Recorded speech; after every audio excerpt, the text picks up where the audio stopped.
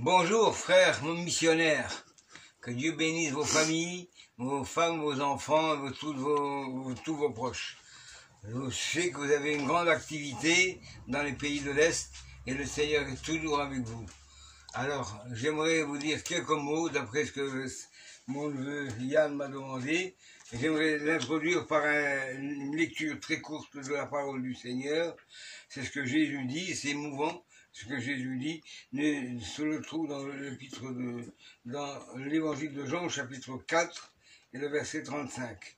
Ne dites-vous pas qu'il y a encore 4 mois jusqu'à la moisson.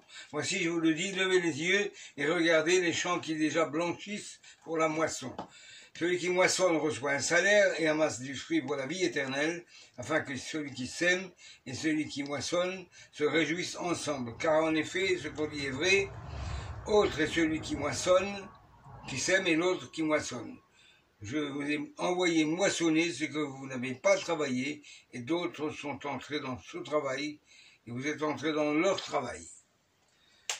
Ma lecture est peut-être compliquée, mais elle traduit très bien votre activité aujourd'hui. On est de cœur avec vous, mais quand je pense que certains disent « Ah ben c'est trop tard, le Seigneur revient tout de suite », allez-y, faites le nécessaire et le maximum.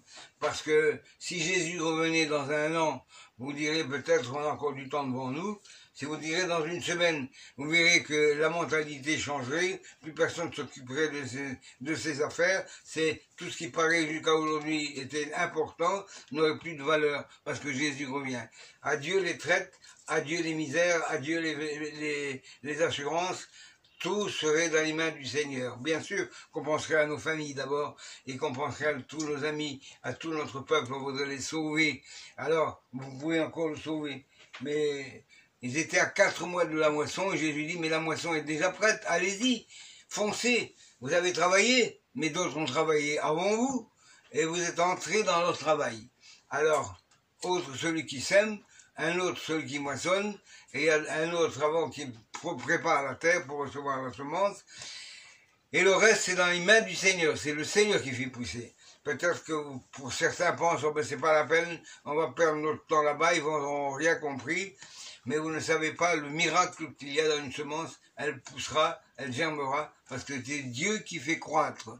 Alors, bon courage là-bas où vous allez, nous prions pour vous. Nous sommes les anciens, nous avons travaillé au départ, nous avons préparé l'école biblique, nous avons préparé toute l'organisation de la mission. Aujourd'hui, c'est votre tour. Vous continuez et le Seigneur sera avec vous. Continuez l'exhortation, continuez l'évangélisation, comme pour les missionnaires qui aussi enseignez aussi vos jeunes, et puis continuez à propager l'enseignement du Seigneur. Rien n'est perdu. Le Seigneur est avec vous, et vous conseillera et vous aidera. Bon, pour l'instant, ma santé est fragile, mais mes pensées sont toujours très claires. Je pense à vous tous, et je prie pour vous. Ma femme avec moi, on prie le matin, et on prie le soir, on pense à vous.